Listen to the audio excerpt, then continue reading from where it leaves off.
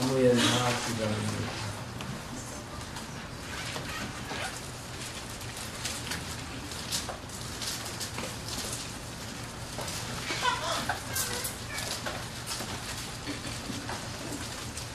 오늘 황세미가 와서 자랑스러운 얼굴을 왜 안 비치니?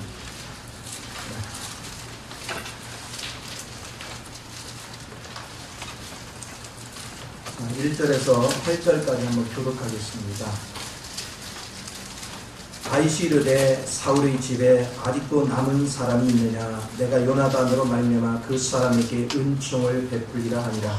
사울의 집에 무모한 사람이 있으니 그에게 은총하라. 그를 다윗의 앞으로 보내 왕이 그에게 말하되 그가 시원하니 그들의 당신의 이름이라 하니라. 왕이 이르되 사울이 집에 아직도 남은 사람이 없느냐? 내가 그 사람에게 하나님의 은총을 베풀고자 하노라 하니 시바가 왕께 아뢰되 요나단이 아들 하나가 있는데 밥이 저는 자니이다 하니라.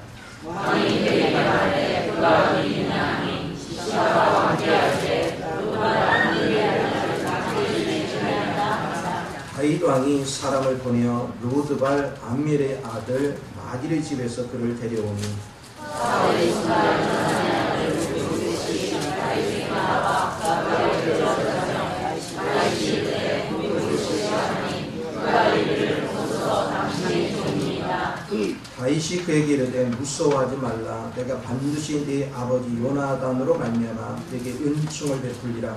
내가 네 할아버지 사울의 모든 밭을 다 네게 도로 주겠고 또 너는 항상 내 상에서 떡을 먹을지니라 하니 그가 저에게 이르되 이 종이 무엇이기에 왕께서 종에게 하신 말을 도와주시는가 하니라. 할렐루야. 오늘은 그리스도의 사랑이라는 제목을 가지고 같이 은혜를 나누고자 합니다. 사람들은 하나님을 참 많이 오해를 해요. 하나님은 항상 사람을 사랑해요. 근데 사람은 자신들이 죄를 짓고 나서 어둠 속에 있으면 하나님은 나를 미워한다고 생각해요. 자녀들이 부모한테도 부모 속을 자기가 썩였다고 생각하면 부모가 자기를 미워한다라고 착각을 합니다. 그러나 살아있는 부모도 자식을 미워하지 않을진데 하늘에 계신 하나님은 오죽하시겠어요. 그래서 우리가 이 사랑을 발견하고 이 사랑 안에 거한다는 것이 얼마나 귀한가.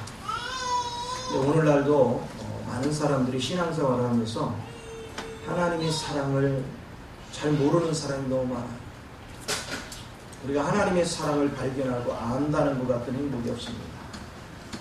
왜냐하면 그분의 사랑을 알면 그분이 나를 위해서 준비한 풍성한 것들을 내가 보게 되고 그걸 누리게 되고 그리고 거기서 끝나는 것이 아니라 그분이 나를 영원토록 보호하고 계시다는 사실을 우리가 발견합니다. 그리고 내가 연약하고 부족한 것은 그분이 다가오셔서 나를 섬겨주심으로 나로 하여금 차원이 높은 그런 하나님의 사랑으로 변화시키는 그런 능력 안에 거할 수 있다는 걸 우리가 보게 돼요. 오늘 여기 무비보셋은 요나단의 아들입니다. 아마 그는 사울 왕이 죽었다는 소식을 듣자마자 이제는 다윗한테 걸려들면 죽는다 생각을 하고 그 유모가 5살 때 그를 안고 도망을 갑니다. 얼마나 급하게 도망을 가는지 가다 손을 놓쳐가지고 애를 떨어뜨려서 두 다리가 못 쓰게 됐어요. 그러니까 다윗은 무조건 사울 왕이 다윗을 괴롭혔기 때문에 이제 걸리면 죽는다. 다윗은 반드시 복수할 것이다. 이런 전제 조건을 가지고 간 거죠. 그러나 나라가 안정되고 나니까 다윗은 요나단을 생각했어요. 자기가 힘들고 어려울 때 요나단이 자기를 기억하고 자기를 돌봐주고 자기를 이끌어줬던 것, 그것을 기억합니다. 그리고 신하들한테 그래요. 사울의 집에 그 요나단에게 자식이 있느냐. 그러니까 거기에 시바라는 종이 있으니까 한번 불러서 물어보세요. 그래서 그걸 불러오잖아요. 그때 그럽니다. 요나단의 아들 중에 무비보셋이 있습니다. 그런데 두 다리를 접니다. 자, 이런 위치에 있는데 가서 불러오라고 합니다. 자, 여러분 한번 생각을 해보세요. 갑자기 많이 무비보셋 불러요. 무슨 생각 들까요? 이건 죽었다 이제. 얼마나 두렵고 떨렸겠어요. 얼마나 힘들고 어려웠겠어요. 그런데 무비보셋을 왔는데 전혀 정반대의 반응이 일어났어요. 오히려 그에게 은혜를 베풀고 이제부터 너는 내 상에서 나와 같이 식탁을 같이 하리라. 그리고 너희 할아버지 사울 왕이 가졌던 재산은 다 돌려줄게. 세상에 어디 이런 일이 있습니까? 어디 이런 일이 우리에게 일어날 수가 있겠어요?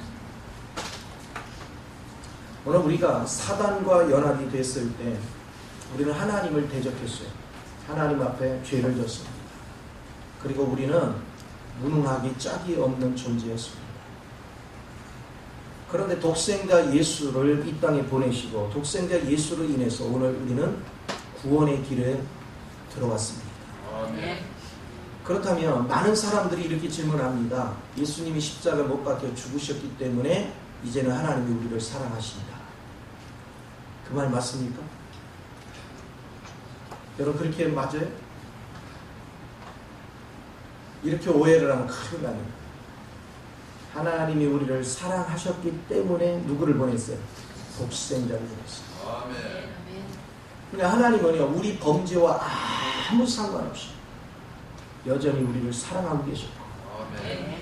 하나님의 형상과 모양대로 만든 우리를 포기하지 않았어요. 그분은 계속해서 우리를 찾았습니다. 우리가 사단에 속아가지고 탕자의 위치에 머물러 있었지만 그분은 한 번도 우리를 미워한 적도 없고 버린 적도 없습니다. 그분은 계속해서 우리를 찾으셨어요. 누가복음 15장에서 그걸 얘기하고 있잖아요. 탕자가 집을 나간 이후에 아버지는요 문 밖에서 얼마나 그 자식을 그리워하며 기다려요. 그게 우리를 향하는 마음이에요. 그리스도의 사랑을 보지 못하는 사람, 그리스도의 사랑은 곧 하나님의 사랑입니다. 하나님의 사랑을 보지 못하는 사람은 결코 하나님을 제대로 알 수 없습니다. 여러분이 신앙생활을 아무리 오래 해도 그분의 사랑을 모른다면 결코 여러분 그분을 체험할 수 없습니다. 그분의 사랑을 아는 사람만이 그분을 사랑할 수 있고 그분을 사랑하는 자만이 그분이 내 안에 오셔서 같이 생활하는 것을 인식합니다. 그리고 그걸 인식하는 사람만이 그분의 더 풍성한 사랑을 누리게 됩니다. 그러니까 이 사랑을 누릴 수 있는 그 풍성, 이것을 갖는 것이 얼마나 귀한지.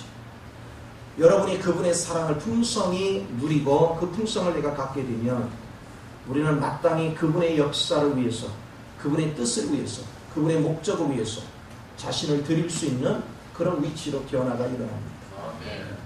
오늘 그래서 우리는 그 그리스도 사랑에 대해서 여기 무비보셋에게 다윗이 한 것은 하나의 예표입니다.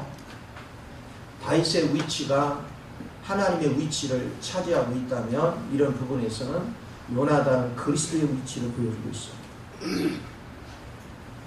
무비보셋은 우리의 위치를 보여주고 있습니다. 그래서 요나단으로 인하여,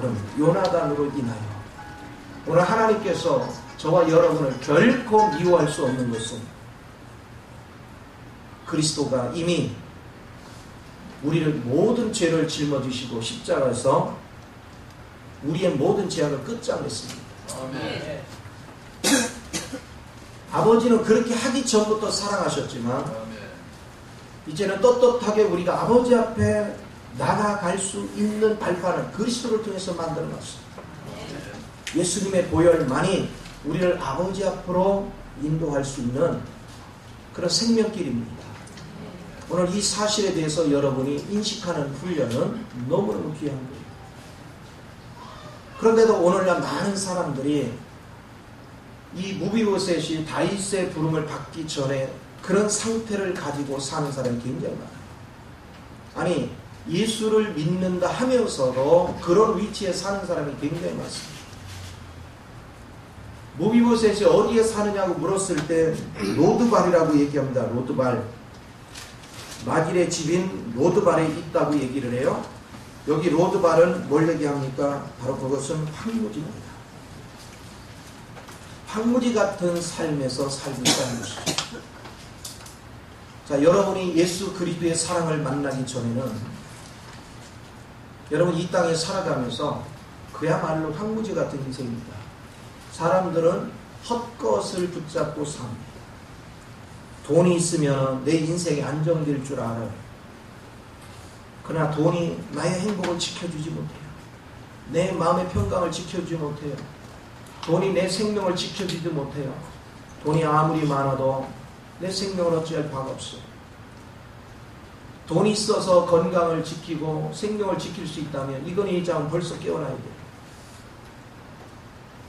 그런데도 그 엄청난 돈을 가지고도 인간의 의술로는 어떻게 할 수 없는, 국가적으로 봐서는 그분이 깨어나기를 아주 간절히 바랍니다.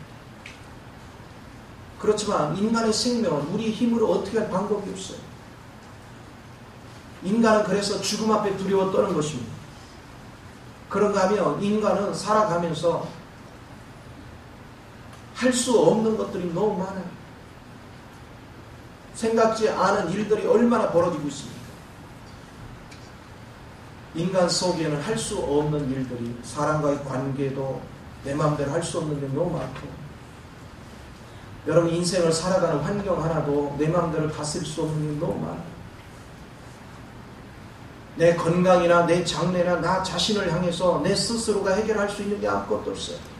사람들의 도움을 받는 것, 그래 봤자 크게 영향을 미치지 못해요. 그런데 주님의 사랑을 느껴보지 못한 사람은요, 자기 부족한 걸 몰라요. 내가 얼마나 무능한 존재인지를 알지 못해요. 그런가 하면 인간은 엄청나게 부족한 것으로 가득 찼어요. 사람은 돈 부족한 것만 생각하지, 내가 인격이 부족하고 내가 사람과의 관계를 유지하려면 오래 참을 줄도 알아야 되고, 인내할 줄도 알아야 되고, 겸손할 줄도 알아야 되고, 섬길 줄도 알아야 되고, 우리 인품에서 흐르는 다양한 것들이 풍성하여 세상에서 존귀함을 받고 가치를 인정받아 사는데, 우리는 인격적인 면에서 형편없이 부족합니다. 우리는 완전한 사람들이 아닙니다. 우리는 부족한 것 투성인 사람입니다.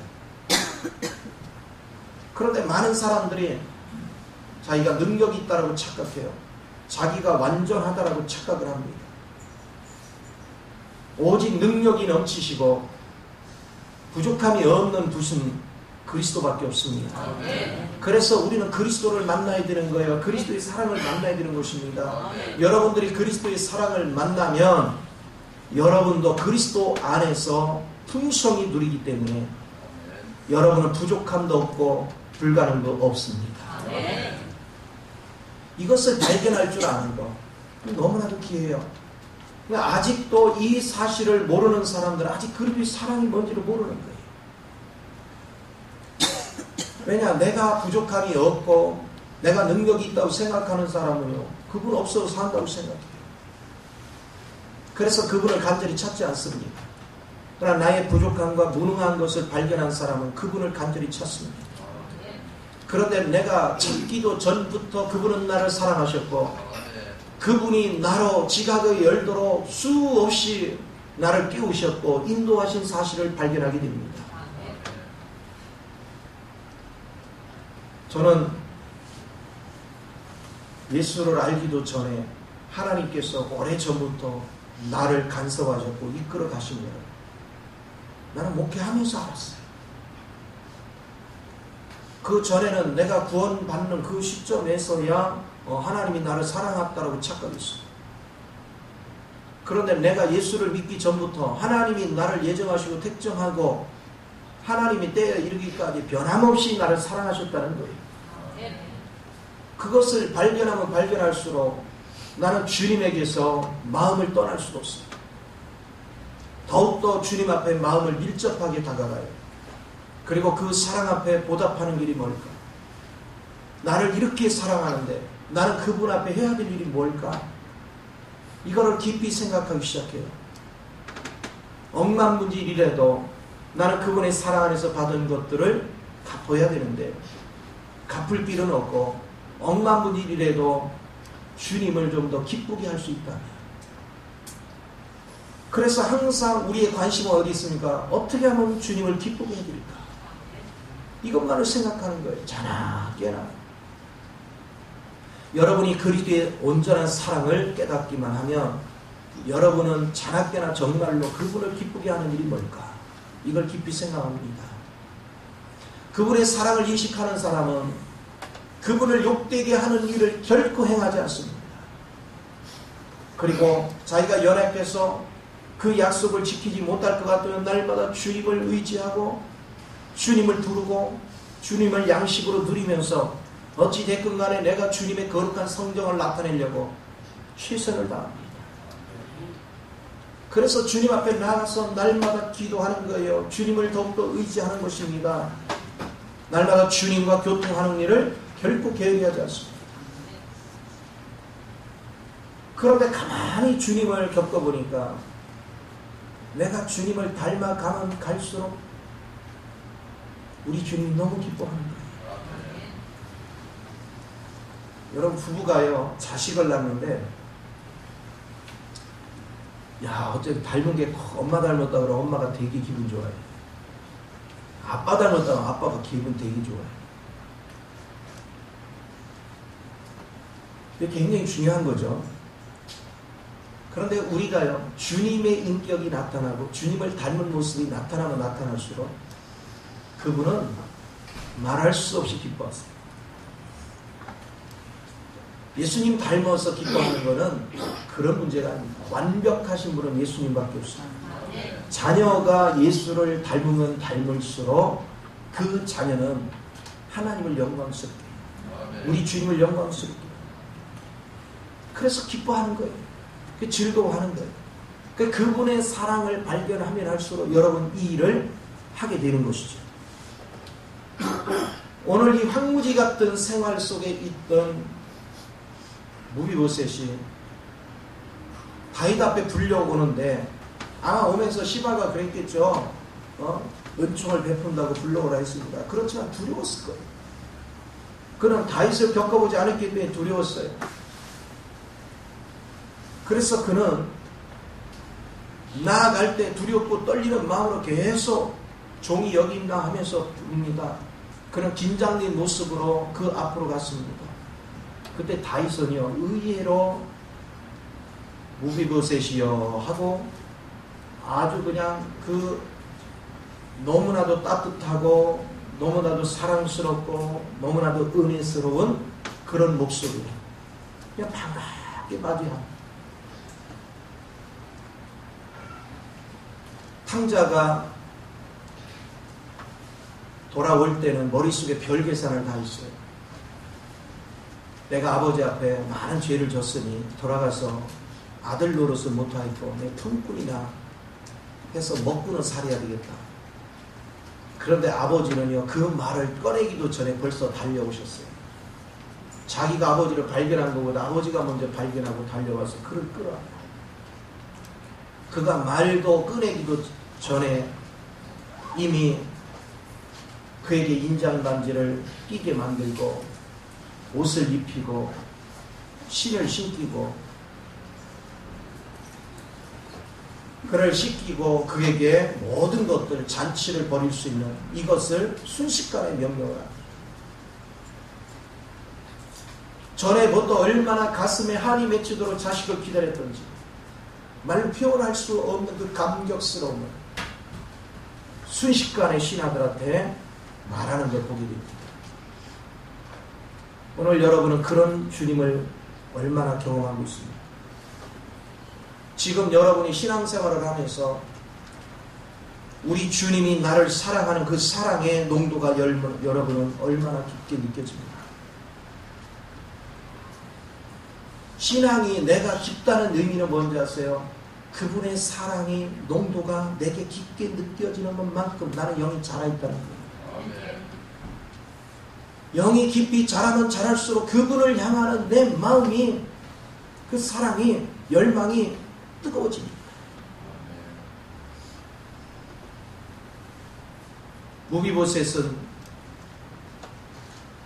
무비보셋이여 하고 부르는 것도 감동을 받았는데 두려워하지 마라. 내가 네 아버지 요나단으로 인하여 내가 은혜를 베풀게. 네 할아버지 사울 왕이 가졌던 모든 재산을 줄게. 그리고 너는 나와 식탁을 항상 같이 하자. 이것이 깊고 따뜻한 사랑입니다. 그 사랑의 감동. 아마 틀림없이 무비보셋은 식탁을 대할 때마다 황송해서 주체할 길이 없었을 거예요. 같이 앉아서 음식을 겸상을 할 때 왕하고 자기하고 비교하면요 너무나도 엄청난 차이가 있죠. 어떻게 보면 역적의 자식일 수 있죠. 그런데 다윗은 요나단으로 인하여 이 무비보셋을 향하는 사랑을요 한량없이 부어줍니다. 그러면 하루가 지나고 이틀이 지나고 시간이 지나면 지날수록 무비보셋에게 마음속에 뭐가 있고요? 다윗에게서 흘러내려온 그 따뜻함, 사랑, 돌보심, 그리고 세심한 배려, 모든 걸 느껴요. 그 느낌이 깊으면 깊을수록 그는 다윗을 향하는 마음이 불타올랐을 거예요.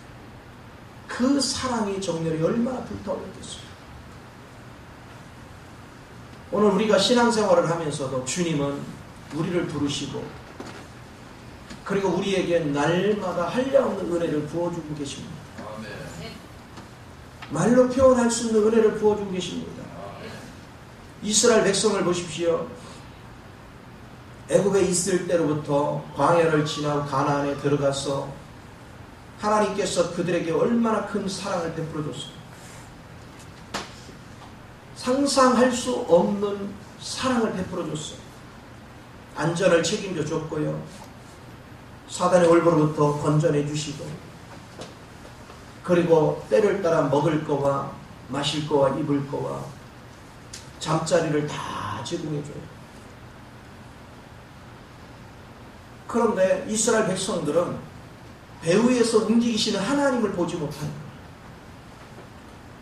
자기가 노력하고 애써서 가서 만나를 주워서 그거를 빻아서 먹으니까 아 이게 열매가 하나 맺혔구나 뭐가 있구나 아마 이런 식으로 생각한 거죠. 오늘날도 여러분도 마찬가지잖아요. 내가 직장 생활을 하고 내가 자녀를 기르고 내가 이렇게 뛰어다니면서 살면 배 위에서 하나님께서 나를 위해서 안배하시고 배려한 것들을 기억하지 못합니다. 내가 노력해서 산다고 착각하는 사람이 무진장 많아요. 내가 애쓰고 수고했기 때문에 산다고 착각합니다. 그럼 사람들은 이렇게 생각합니다. 왜 누구는 은혜를 더 주고 누구는 은혜를 더 안 주는가? 하나님은요 충분히 똑같이 주셨습니다. 그런데 그 은혜에 지각이 열려서 그 은혜를 누린 것만큼씩 내가 누리는 겁니다. 그분을 사랑하는 마음이 없고 그분 앞에 집중하는 마음이 없기 때문에 그분이 베풀어 주신 풍성한 은혜를 내 것으로 누리지 못하기 때문에 어떤 사람은 그 은혜를 더 많이 누리고 어떤 사람은 그렇지 못해요. 그래서 우리 삶이 불행한 역사가 일어나는 거예요. 주님은 변함없이 우리에게 다가오시잖아요. 세상 걸로 인해서 염려하고 세상 걸로 인해서 고통받는 할 수 없어서 고통받고 부족해서 염려하고 그때마다 주님이 오셔서 하시는 말씀이 뭡니까? 왜 염려하느냐? 내가 다 이뤄놨다 하지 않느냐? 나를 믿으라 하지 않느냐? 네가 나를 사랑하면 내가 너와 함께 생활하면서 너 인생을 살아준다 하지 않느냐? 성경은 계속해서 말씀하십니다. 주님이 내 인생을 살아주면 그분은 전지전능무수부지하시고 그분은 부족함이 없기 때문에 결코 불가능한 게 없어요. 그런데 우리는 그분을 인식하지 못합니다. 이유는 간단합니다. 사랑이 없기 때문에. 나름대로는 주를 위해서 뭐를 한다고 합니다. 최선을 다한다고 합니다. 계시록 2장의 에베소 교회를 보십시오. 열심히 수고가 있었습니다. 열심히 분별이 있었습니다. 열심히 하나님 앞에 헌신을 했습니다. 그런데 주님이 뭐라고 말씀하십니까? 첫사랑을 잃어버리면 내가 네 마음 가운데 촛대를 옮기고, 마음의 촛대가 옮겨진다는 건 어둠 속에 잠기리라 했죠. 심령이 어두워지면 우리는 또 다시 죄악된 세계에 곤두박질 치는 거죠. 구원받은 백성에도 살아가는 것은 완전히 죄악된 삶을 삽니다. 어둠에서 고통 속에 살아갑니다.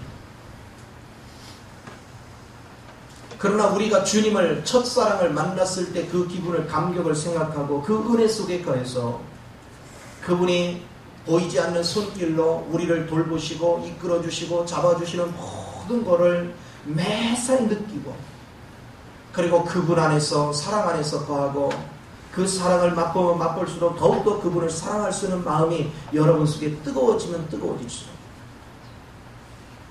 우리 삶 속에는 어둠은 물러갑니다. 그리고 더 큰 주님이 베푸는 은혜를 만끽하게 됩니다. 이것이 하나님께서 우리를 사랑하신 근거들이에요. 우리 주님께서 요한복음 3장 16절에 내가 세상을 이처럼 사랑하사 독생자를 주셨으니, 독생자가 무엇이걸래 사랑해서 줬다고 하느냐고요. 그리스도가 무엇이걸래?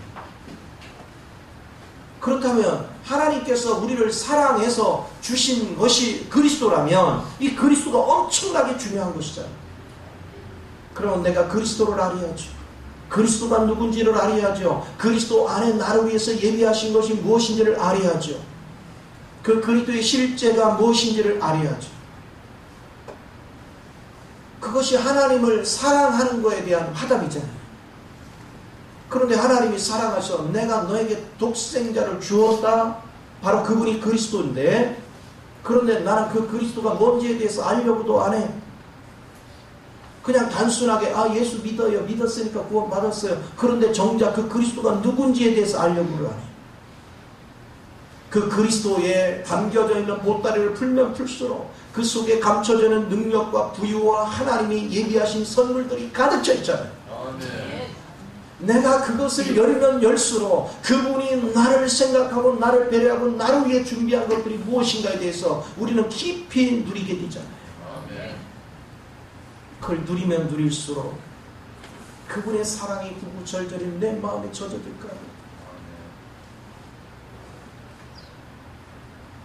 저는 예전에 집안에 형수가 시집으로 왔는데, 사촌 형수였는데 짐이 잔뜩 왔어요. 근데 지금도 우리가 옮겨주고 이렇게 하고 해서 하고 있는데, 한 옆에서 계속 우는 거예요. 짐을 풀어서 정리하면서. 지금도 너무나도 서운해. 그렇다고 물어볼 수도 없잖아요. 근데 그때는 이해가 안 됐어요. 왜 이렇게 우나? 근데 지금 와서 생각하니까 뭡니까?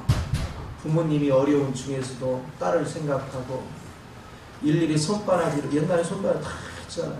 이불도 전부 다 하고 그 정성을 기울여 가면서 아마도 마음에 그랬겠죠. 연세 드신 분이, 눈도 어두우신 분이 이것을 딸을 위해서 일일이 전부 다 하는 그 손길을 느낀 거죠.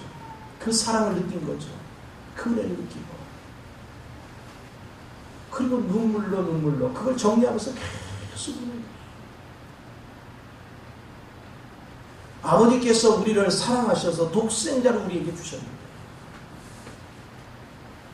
그 독생자로 인해서 내가 얻어지는 그 축복이 무엇인지, 무비보셋은 요나가 지나는 아버지가 아니었더라면 이 혜택을 누릴 수 없습니다. 그리고 그 혜택을 다윗 앞에서 음식을 먹으면서 누리면 누릴수록 그분에 대한 그 사랑, 그분에 대한 깊은 마음들이 느껴지고 배려함이 느껴지고 세밀함이 느껴지고 내가 생각한 것보다 훨씬 깊게 우리를 사랑하고 있는 것을 느끼기 때문에 얼마나 감동을 먹겠어요. 저는 이따금씩 기도할 때마다 항상 이거를 잊지 않으려고 최선을 다합니다.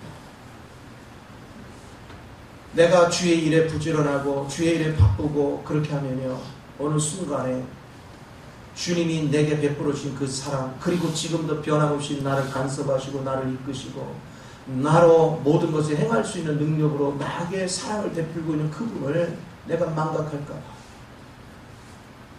저는 끊임없이 그분의 사랑을 느끼고 그분의 사랑 앞에 화답을 하고 그걸 입으로 고백하고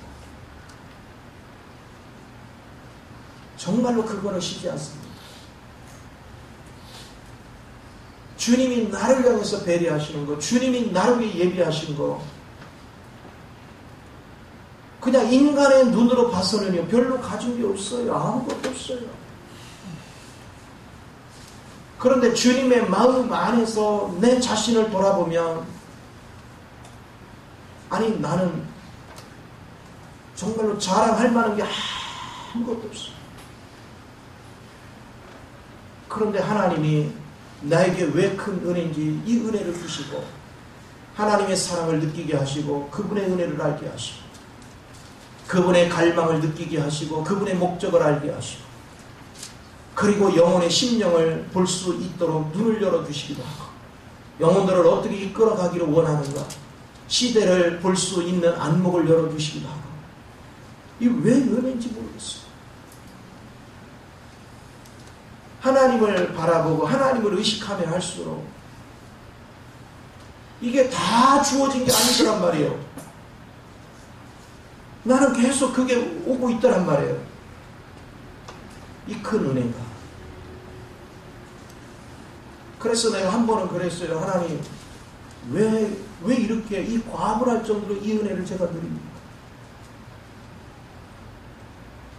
너만 누리는 게 아니라 똑같이 주었지만 내가 준 선물 보따리를 누리면서 나의 사랑을 확인하려고 하는 자 그렇게 많지 않다. 모두가 내가 준 선물을 충분히 누리고 내가 베푸는 그 사랑의 깊이를 알았습니다. 내가 베푸는 그 사랑의 은혜를 깊이 알았으면 내 마음이 얼마나 기쁘겠니. 그런데 그것을 알고자 하는 사람도 극히 드물고 겨우 생각하는 것이 육신적으로 물질 걱정 안 하고 생활 걱정 안 하고 건강 걱정 안 하고 하는 걸로 만족이라 하는 그런 어린애 신앙에 머물러 있으니 아버지 마음이 찢어지게 아프다는 것입니다. 주님의 귀 크신 사랑은 우리에게 주신 사랑은 육적으로 안락한 거에 초점이 아닙니다. 여러분을 땅의 속성을 하나하나 버리고 그리스도의 성분으로 변화시키는 것입니다. 세상을 다 이기신 능력으로 우리 안으로 새롭게 하는 것입니다. 그래서 그리스도의 성품을 우리가 갖게 되고 그리스도의 능력을 소유하게 되고 그리고 그리스도의 그 전지전능하신 그 온전한 것들을 우리가 누리면서 우리 한 사람 한 사람이 한 몸이 되어져서 각 지체로서 만유를 범하는 그리스도의 풍성함을 우리가 공동체가 돼서 그걸 나타낼 때 하나님 그걸 너무 기뻐하십니다. 그래서 주님의 사랑 그걸 누리면 누릴수록 그분의 사랑을 더 깊이 만질 수 있고 그분의 사랑이 마음속 깊숙이서부터 부닥쳐 오고 그래서 주님의 사랑만 생각하면 저절로 목이 메이는 거예요. 그 값진 사랑 그 값진 은혜를 느끼는 겁니다. 오늘 신앙생활이 무엇인가? 그거를 깊이 인식하는 것. 오늘 여러분들이 주님 안에서 이 신앙생활의 깊은 것들을 좀 더 깊이 만지면 만질수록 여러분은 자연스럽게 8절같이 고백을 합니다. 뭐라고 합니까? 그가 저희에게 이 종이 무엇이기에 왕에게 죽음 개같은 날을 돌아보시나이까? 뭘 얘기합니까? 회개의 영으로 가득 차다. 나의 모든 하나님의 형상대로 만들어졌음에도 나는 이 사실을 알지 못하고 사단의 올무에 거쳐서 개같은 인생을 산 거예요. 짐승 같은 인생을 산 거예요. 오늘 주님의 거룩함과 주님의 그 따뜻함, 주님의 사랑과 그 안에 담겨지는 평안과 기쁨과 온유와 겸손과 이 모든 것들이 자기에게 부닥쳐 올 때마다 나는 그동안 살아가면서 사랑하기보다는 사랑받기를 기뻐했고 사람의 마음을 어루만지기보다는 사람의 마음을 난도질하고 욕하고 내 마음에 안 들면 성질을 부려대고 사람 마음을 고통스럽게 하고 그것도 한 가족으로 살면서도 부부간에 서로 난도질을 하고 부모 자식간에 악을 쓰고 고통 주고 아픔을 주던 그런 생각을 쭉 하게 됩니다. 그런 나에게 하나도 사랑받을 만한 조건이 아무것도 없는 나에게 하나님께서는 나를 사랑하시고 독생자를 부르시고 독생자신 그리스도 또한 나를 사랑하사 자기가 육신 가운데 오셔서 십자가 못 박혀 죽기까지 우리를 섬기시고 부활의 생명을 우리에게 공급하셔서 땅의 것이 아니라 이제는 하늘의 것, 그걸 말로 측량할 수 없는 높이와 깊이와 넓이와 길이의 사랑이 무한한, 그리고 그 안에 만유를 포함하는 모든 것으로 가득 채워놓은 그 부유함을 누릴 수 있도록 나를 그 길로 인도하시고 나를 그 길로 붙잡아 주시고 그 생명 안에 거하게 하신 그 하나님을 생각할 때마다 감격스러운 거 아닙니까? 우리가 그 주님을 만나기 전에 나의 생활과 그 주님을 만난 이후에 나의 삶이 너무나도 감격스러운 거예요. 그러니까 막 생각만 해도 막 눈물이 나는 거예요. 바울도 그래서 고백한 겁니까? 나는 죄인 중에 괴수로구나. 주님을 누리면 누릴수록 나는 죄인 중에 괴수로구나. 그분의 사랑이 내 마음에 부닥칠수록, 그러니까 그분을 위해서 목숨을 걸고 헌신합니다. 주님이 시켜서가 아니라 자원하는 마음으로 그분의 종된 것이 자랑스럽고 그분의 사도됨이 자랑스럽고 그분의 복음을 증거하는 것이 자랑스럽고 그 복음을 위해서 날마다 때로는 배고픔에 때로는 추위에 헐벗음에 사람들한테 짓밟힘에 매를 맞음에 시달림에도 불구하고 그게 기쁘고 즐겁다. 고백할 수 있는 신앙, 그게 그분의 사랑을 만나는 거예요. 그 사랑이 우리 인생을 바꿉니다. 우리 인생을 새롭게 합니다. 저는 자나깨나 이 사랑 앞에 어떻게 하면 주님을 기쁘게 할까? 주님을 기쁘게 하는 일이 무엇일까? 저는 기도하다가 결론을 내린 게 그겁니다.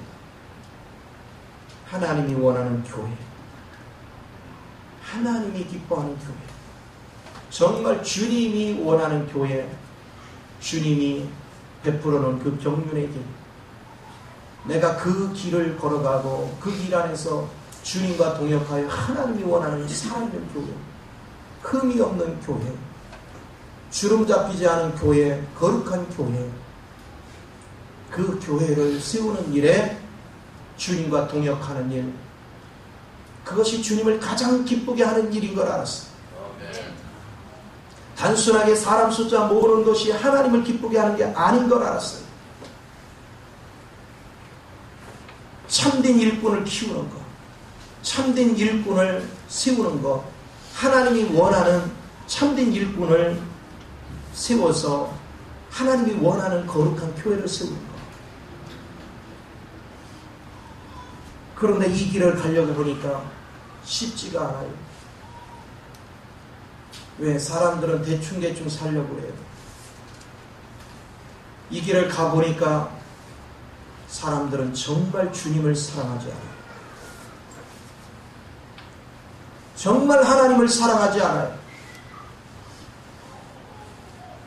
너무나도 적은 수만이 하나님을 사랑해요. 우리가 입술로 주님을 사랑한다고 말하지만 그 사랑은 대부분 다 거짓말이에요. 자기 입맛에 맞으면 사랑이고 자기 입맛에 틀리면 사랑이고 뭐가 없어요. 다 자기 육적인 만족에 취해 있어요. 육적인 자기 만족을 따라서 사랑하네 안 하네 그래요. 그러니까 그 사랑은 변질이 심해요. 오늘 진짜로 사랑을 같이 헌신하다가도 자기 마음에 안 들면 다 손 떼버립니다. 왜요? 그는 주님을 사랑하는 게 아니고 자기를 사랑하기 때문이죠. 자기 기분 따라 일합니다.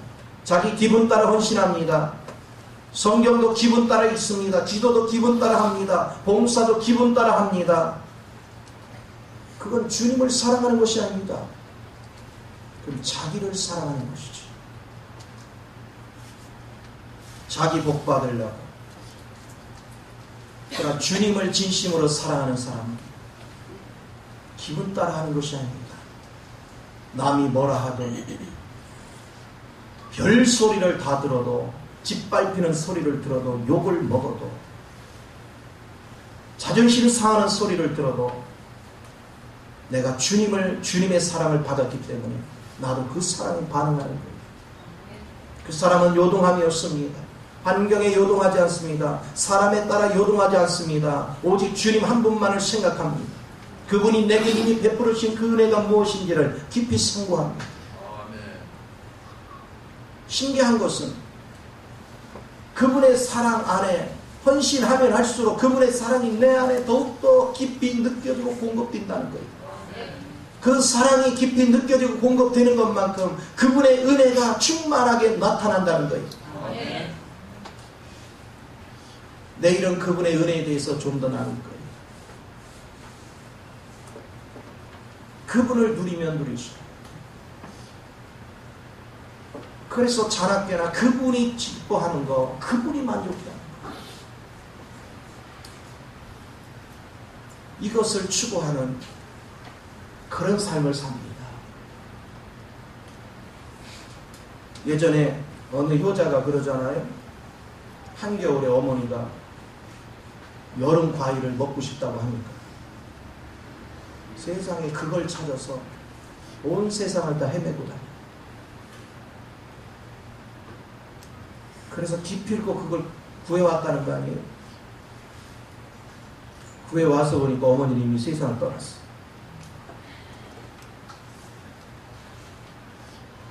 오늘 그리스도 안에서 우리가 사는 길이 뭡니까? 우리 냉정해지자고요. 제가 요번에 그리스도의 사랑을, 그리스도의 축복에 관련되는 얘기를 하고자 했던 거, 기도하면서 여러분의 심령을 보는데 우리가 주님을 사랑하지 않더라는 거예요. 우리 심령들을 쫙 보는데요, 주님을 사랑하지 않아요. 입으로는 주를 사랑한다 얘기하는데 실상은 다 자신을 사랑합니다. 빌보서 2장 21절에 바울도 그랬습니다. 빌보 교인들한테 내가 너에게 보낼 자가 이 디모데밖에 없구나. 모두가 하나님의 일을 생각지 않고 자기 일만 생각합니다. 종말에 가면 갈수록 더욱더 하나님을 사랑하지 않아요. 자기를 사랑합니다. 자기를 사랑하는 사람은 쾌락을 사랑합니다. 돈을 사랑합니다. 그럼 자연스럽게 하나님에서 멀어집니다. 그리고 하나님의 선한 일에 동참하지 않습니다. 오늘 주님은 한 영혼에도 주님을 사랑하고 다가와서 주의 일에 동참하기를 원합니다. 정말로 생명을 내가 먼저 생명으로 세워지고 그리스도의 사랑으로 충만해서 나도 이 생명을 다른 사람에게 증거하고 다른 사람에게 흘러내서 그 한 생명도 살리고 그들을 바르게 세우는 일에 내 이 한 목숨을 한번 들여보겠다는 각오를 갖는 그런 사명에 불타는 사람, 그건 주님을 사랑하는 자입니다. 여러분이 일하는 현장에서도 그곳에 있는 수 없는 영혼들한테 내가 어떻게 하면 그리스도의 사랑을 흘려낼까? 어떻게 하면 그리스도의 생명을 흘러내서 저들로 내가 누리는 이 주님을 알게 할까? 그거를 깊이 고뇌하는 사람, 그런 사람에게 주님이 한량없는 은혜를 부어주시는 것입니다. 예수님이 그 일을 하실 때마다 하나님께서 뭐라 했습니까? 성령을 한량없이 부어줬다고 했습니다.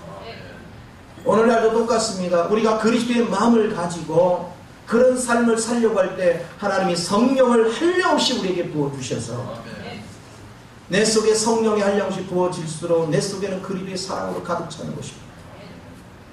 더 큰 능력으로 가득 차요. 그래서 한 영혼이라도 더 주님에게로 인도하고 한 사람이라도 더 바르게 세우기 위해서 헌신을 다하는 그것이 주님이 기뻐하는 삶입니다. 그 그리스도의 사랑을 누릴 줄 아는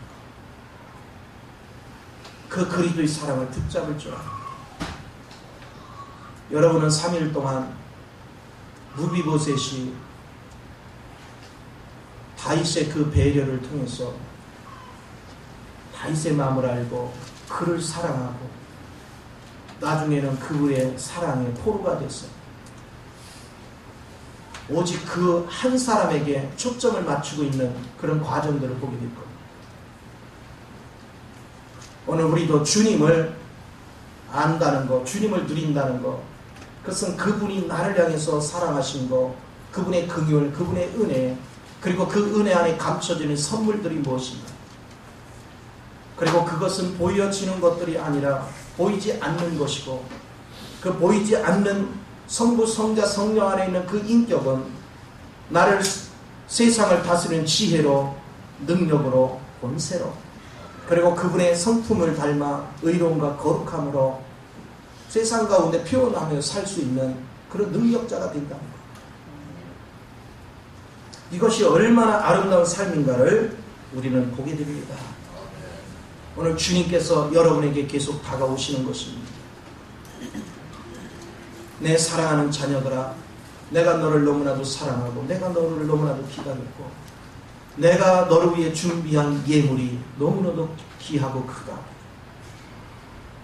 내게 와서 그것을 누리고 그것을 먹고 마시고 내가 누리면 누릴수록 너는 이제는 타락되기 전보다도 훨씬 뛰어난 성부, 성자, 성령 안에서 인격을 갖고 이제는 땅의 위치가 아니라 하늘의 위치에서 보이는 세계를 다스리고 통치하며 세상을 변화시킬 수 있는 능력을 가지고 하나님의 뜻을 펼칠 수 있는, 하나님과 동역할 수 있는 그런 위치로 세워지기를 주님이 얼마나 간절히 찾고 있는지 모릅니다.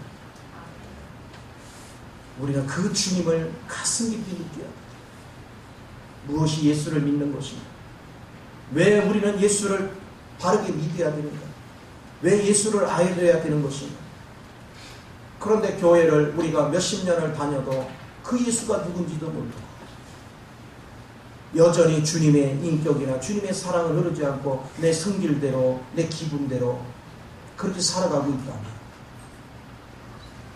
우리 주의 마음을 얼마나 아프겠어요?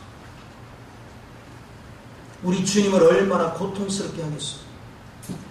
겨우 찾은 자녀가 주님이 주신 선물을 누리기만 하면 저절로 우리 인격이 바뀌는데 그걸 누리려고는 하지 않고 여전히 옛습성을 버리지 않고 옛습성에 끌려다니고 있으면 그걸 바라보는 주님의 마음이 얼마나 아프겠는지 우리 자신들을 보잔 말이에요.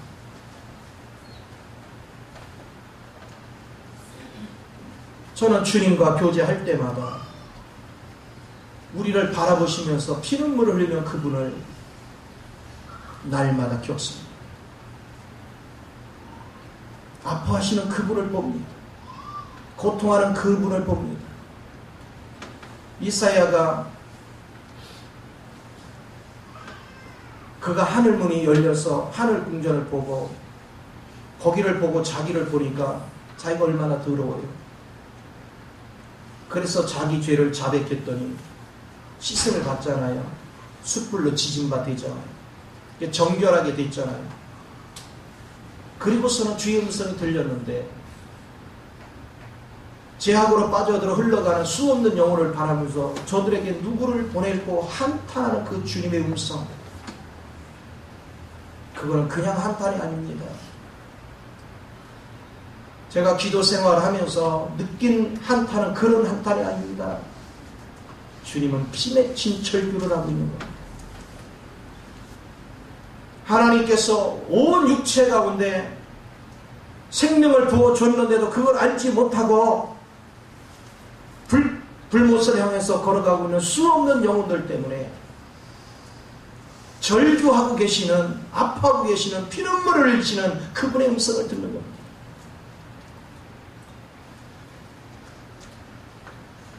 그리고 하나님의 자녀임에도 불구하고 구원 받아놓고도 그 안에 있는 충분한 측량할 수 있는 그렇게 풍성을 누리지 못하고 여전히 마귀 형상을 나타내고 마귀 자녀 같은 행동을 하는 자식들을 보면서 고통스러워하는 주님의 음성을 듣는 것입니다. 정말로 주님의 음성을 들을 줄 알아요. 우리는 너무나도 쉽게 사람을 판단하고 정죄합니다. 너무나도 쉽게 우리는 다른 사람의 험담을 얘기합니다. 그런데 내가 험담하는 그 사람 때문에 주님은 피눈물을 흘리고 있습니다. 또 험담하는 나를 보면서 또한 피눈물을 흘리고 계십니다. 주의 마음을 읽을 줄 아는 것, 주의 진정한 사랑을 느낄 줄 아는 것, 그게 예수를 아는 겁니다. 그게 예수를 사랑하는 것입니다. 그게 예수를 누리는 것입니다. 여러분이 예수를 누리면 누릴수록 이 엄청난 것들을 우리는 경험하기 시작합니다. 그래서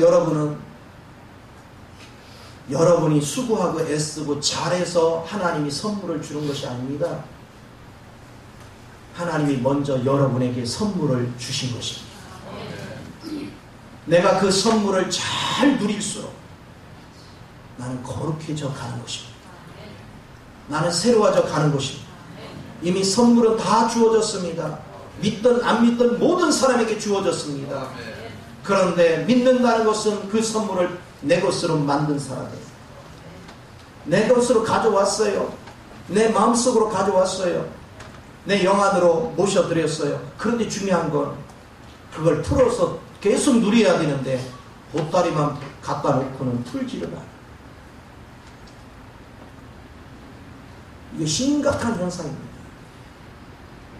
그러니까 하나님께서 주신 그 선물을 사용하는 법을 가르쳐준 이 성경을 읽을 생각을 안 하죠. 왜요? 하나님이 주신 선물을 내가 누리려면 그 누리는 방법이 이 안에 다 들어있거든요. 이게 설명서거든요. 그리고 이 안에 설명서만 있는 것이 아니라 설명서 안에 하나님 자신이 여기 들어와 계시거든요. 내가 영으로 그분을 호흡하여 어떻게 누리는 건지를 알게 됩니다. 영으로 그분을 호흡하여 우리의 생활 전반 속에서 흐르는 그분의 생명력을 우리가 누리는 것입니다. 그분은 내 안에서 그분을 누릴수록 여러분은 온 자연 속에 하나님이 내게 선물을 감춰놨다는 사실을 보게 됩니다. 주님의 사랑 안에 거할수록 온 천지에 있는 선물이 내 눈에 들어옵니다. 그리고 그걸 내가 누리게 됩니다. 이것이 얼마나 귀한지. 저는 새로운 사람들을 만날 때마다 요즘은 정말로 감사를 많이 합니다. 하나님이 새로운 사람 우연히 하나도 없다는 걸 알았어요. 그분들을 만나서 그분들에게 생명을 흘려내기를 원하고 그분들의 눈을 뜰 수 있도록 섬기기를 원하시는 그분의 배려하심이 느껴지는 거죠. 하나님께서 우리를 충성되이 볼 때 세상에 환자를 우리에게 보내는 거예요. 내가 주님과 연합돼야 환자를 보는 눈이 있고 환자를 치료하는 눈이 생기는 거예요. 이걸 가질 때 필요한 사람을 자꾸 붙이는 것입니다. 필요한 사람 보내는 거예요. 하나님을 사랑하지 않는 사람은 영혼을 보는 눈이 열리지 않습니다. 주님이 그들을 어떻게 치료하기를 원하는지도 모릅니다. 그러니 치료를 못하는 의사한테 보낼 리가 없지요. 치료할 수 있는 사람, 건강을 되찾게 해줄 수 있는 사람, 영의 눈을 열리게 해줄 수 있는 사람, 그는 우리는 할 수 없지만 누가 하시냐? 주님이 하시잖아요. 그러면 주님으로 풍성이 또 충만히 채워져 있는 사람, 그 사람에게 하나님은 필요한 사람을 자꾸 보내는 거예요. 그래서 한 사람 한 사람 영적 눈을 여는 것입니다.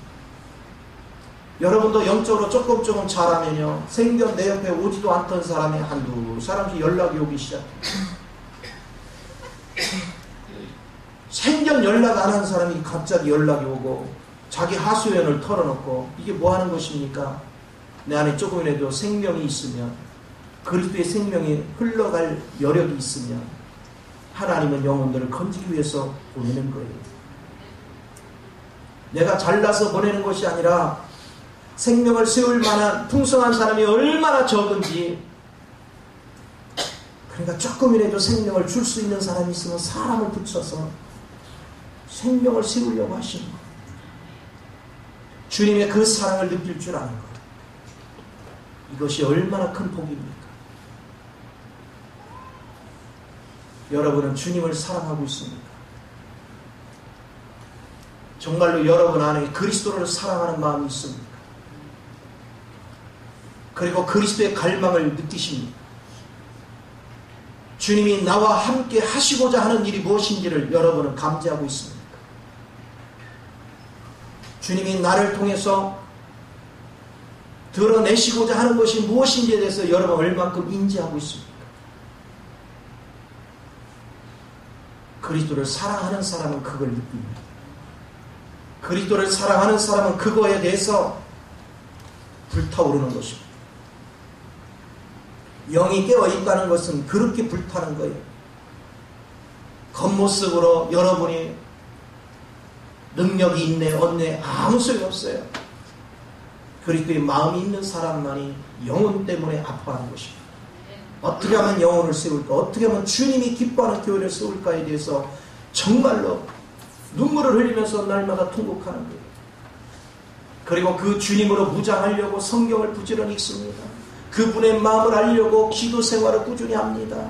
그분의 은혜가 무엇인지를 분명히 알고 그걸 누리기 위해서 부지런히 우리는 말씀과 기도에 취하는 것입니다. 하나님은 그런 사람을 볼 때마다 너무 기뻐하십니다. 오늘 여러분 자신을 돌아보십시오. 나는 과연 그리스도를 사랑합니다. 요한복음 14장 21절에 그리스도를 사랑하는 자는 나의 계명을 지킨다고 했고, 23절에서 그리스도를 사랑하는 자에게 내가 그와 거처를 함께 하시겠다고 주님 말씀하셨어요. 그분의 사랑을 알고 그분의 사랑 안에 거해서 정말 그분의 기쁨이 될 수 있는 사람, 그런 인생을 위해서 여러분이 걸어갈 줄 아는 것, 그게 예수를 바르게 믿는 삶입니다. 제 경험으로 볼 때는 주님의 사랑에 취할수록 성경이 꿀송이 같고요.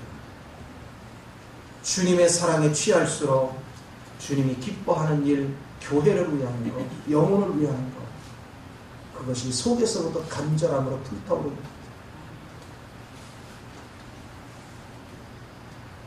다녀보면 갈 바를 알지 못한 방황하는 영혼들이 너무 많습니다. 나름대로 하나님을 만나고 하나님 은혜 속에 거하기를 원하고 수없이 나름대로 최선을 다해서 몸들여 물질들여 시간들여 헌신을 다했지만 20년, 30년, 40년, 50년이 지났는데도 아직도 각발을 알지 못하고 방황하는 수없는 영혼 얼마나 많은지 그 영혼들을 깨우기 위해서 그 영혼들을 세우기 위해서 그런데 하도 속을 대로 속아가지고요 진짜를 갖다 줘도요 안 믿어요. 그게 또 마음이 아파.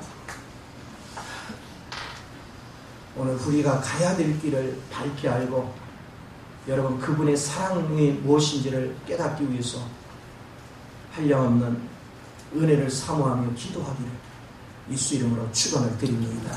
기도하겠습니다. 좋으신 아버지 크신 은혜와 사랑을 감사를 드립니다. 입술로는 주여 주여 하지만 진정 우리는 주님을 사랑합니다.